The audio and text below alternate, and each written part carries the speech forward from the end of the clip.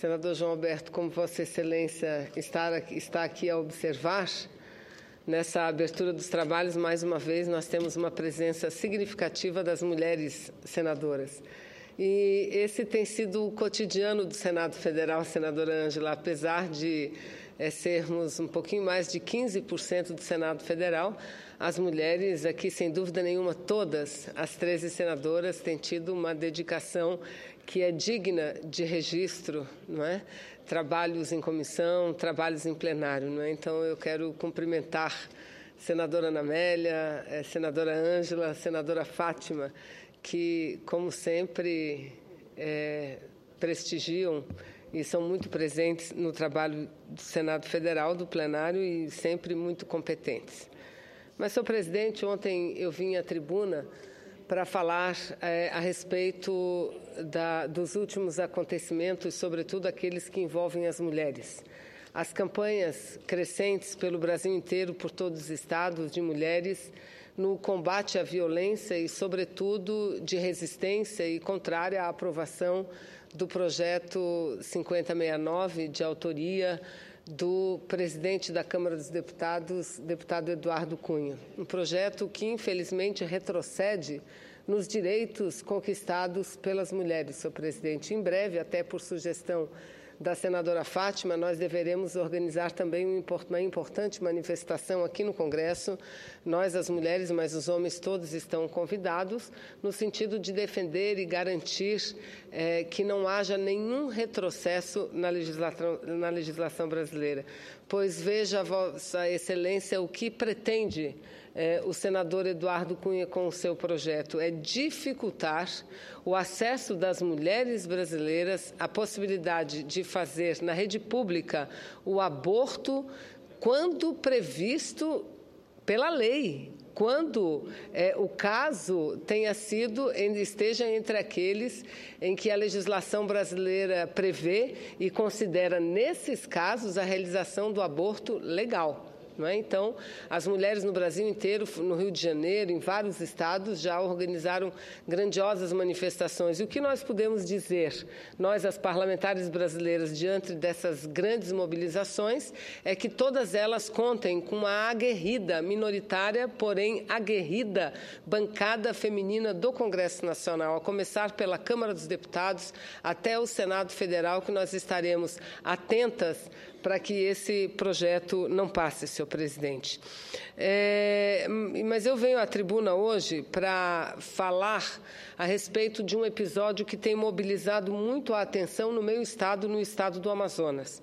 E eu aqui me refiro a uma denúncia feita recentemente pelo ex-secretário de Infraestrutura do governo do estado do Amazonas, o engenheiro civil Gilberto Alves de Deus, que denunciou que o governo do estado do Amazonas vinha pagando por obras não realizadas, contratando empresas para fazer projetos básicos e executivos a custos elevados, com a finalidade de apresentar projetos montados e pagando por serviços de fiscalização de obras desnecessárias. E eu repito, foi uma entrevista coletiva concedida pelo ex-secretário de Infraestrutura do estado do Amazonas, engenheiro civil Gilberto Alves de Deus, que levantou não apenas inúmeras irregularidades que ocorrem no entorno da realização de várias obras no estado do Amazonas, mas levantou as ilegalidades e os desvios de recursos que ocorrem no meu estado através da realização dessas obras. Segundo o ex-secretário, o prejuízo hoje se aproxima ou está em torno da casa dos 100 milhões de reais. O senhor Gilberto Alves de Deus denunciou, por exemplo, o caso de duas obras que foram pagas sem que os serviços fossem feitos. O caso da Ponte do Pera, no município de Coari, e a obra do monotrilho no município de Manaus.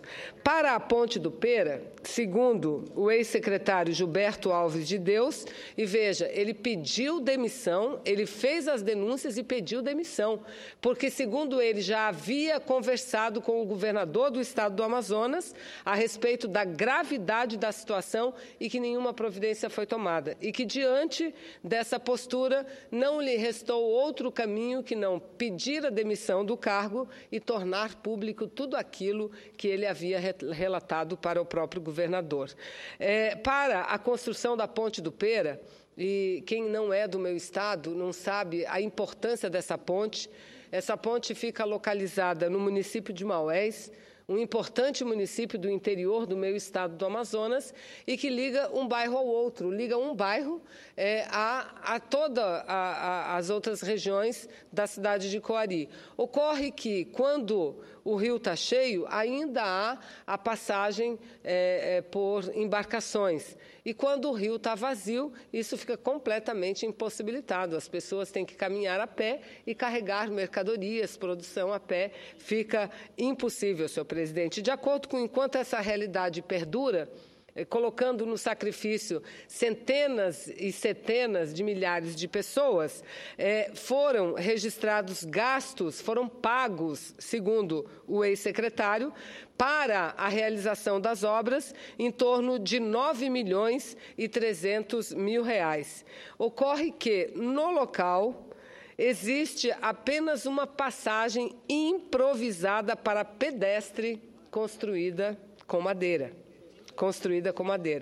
Para construir a ponte, a empresa MCW Construção e Terraplanagem Limitada teria recebido, repito, R$ 9.300.000, de um total de um contrato de R$ 11.200.000, com um aditivo de R$ 2.700.000, ou seja, um contrato total, senhores senadores e senhoras senadoras, de R$ 11.200.000, com um aditivo de R$ 2.700.000, o que passaria o contrato para R$ 13.900.000, praticamente 14 milhões de reais. Nesse total, foram pagos à empresa MCW R$ 9.300.000 para que nada tivesse sido feito. Absolutamente. Segundo os relatos, apenas uma ponte de madeira improvisada. A CR Almeida, veja a gravidade, a CR Almeida, Sociedade Anônima, por outro lado, teria recebido, segundo as palavras do ex-secretário, eu repito, eu nada mais faço aqui dessa tribuna do que apenas reproduzir as denúncias do ex-secretário Gilberto Alves de Deus, a CR Almeida teria recebido R$ 26.400.000 para o projeto do monotrilho, mas nenhum serviço foi encontrado para justificar o pagamento. O ex-secretário denunciou também as empresas Lag Engenharia e Egos Consult Engenharia e Projetos Limitada, de fraudarem projetos básicos e executivos de obras da Secretaria de Infraestrutura do Amazonas. As duas são responsáveis, segundo ele, por 80% dos projetos da CEINFRA. Ou seja, as duas empresas que mais trabalham elaborando projetos que são terceirizados, a CEINFRA não mais realiza projetos básicos, ela terceiriza, ela encomenda de outras, 80% deles feitos pelas empresas Lag e Egos, e que todos eles, segundo o próprio ex-secretário, seriam trabalhos superfaturados. As duas empresas suspeitas de montar projetos receberam, senhor presidente, 261 milhões de reais, mais de 261 milhões de reais. Os problemas apontados incluem serviços inconsistentes, relatórios não correspondentes a produtos, superdimensionamento de pessoal e profissionais técnicos envolvidos na prestação de serviço e das respectivas remunerações, custos com ônus que não deveria recair sobre o Estado. A Egos tem contratos de 175 milhões, dos quais 133 milhões para a fiscalização de obras no interior, para o período de 5 anos, sem nenhuma necessidade. 133 milhões para fiscalizar as obras que vêm sendo realizadas pelo Estado no interior, ou seja, nos municípios do interior do Amazonas. Isso porque a Secretaria possui engenheiros suficientes, segundo o ex-secretário, para realizar esse trabalho de fiscalização. Sobre a LAG Engenharia, existem contratos considerados irregulares pelo Tribunal.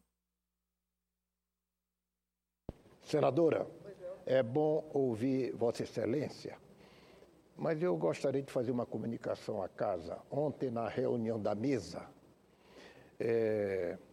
houve uma reclamação que os senhores senadores não estavam usando a palavra porque nós estávamos excedendo dos nossos tempos. Então, o senador, por exemplo, tem 10 minutos e fala 20, ou fala 15. E estava prejudicando os demais colegas.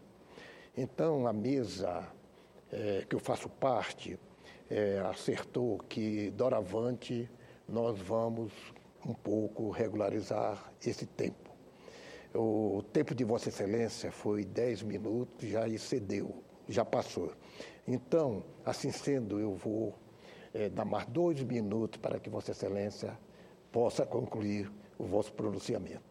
E eu agradeço e peço as desculpas.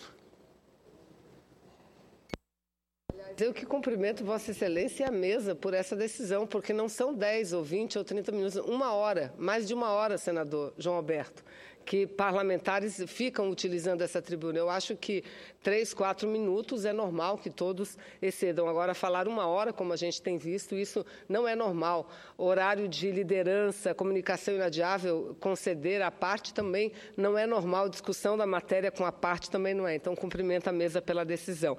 Mas, senhor presidente, sobre a LAG, eu concluo, engenharia, existem contratos considerados irregulares pelo TCE, que identificou superfaturamentos em virtude de pagamentos de serviços em duplicidade, como é o caso da obra do corredor exclusivo de ônibus da Avenida Timbiras, conhecida como Avenida das Flores.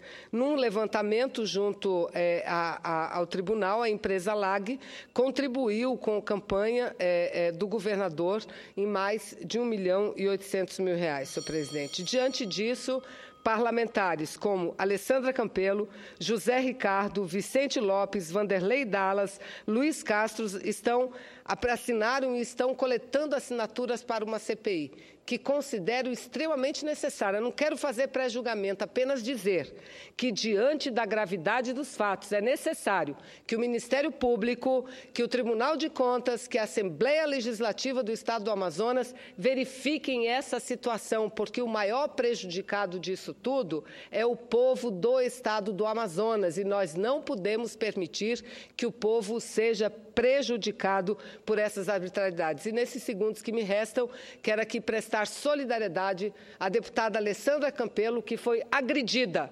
verbalmente num debate na Assembleia Legislativa do Estado do Amazonas. Vamos aprovar uma moção de solidariedade e encaminhar a ela e encaminhar à Assembleia do Amazonas. Obrigada, senhor presidente.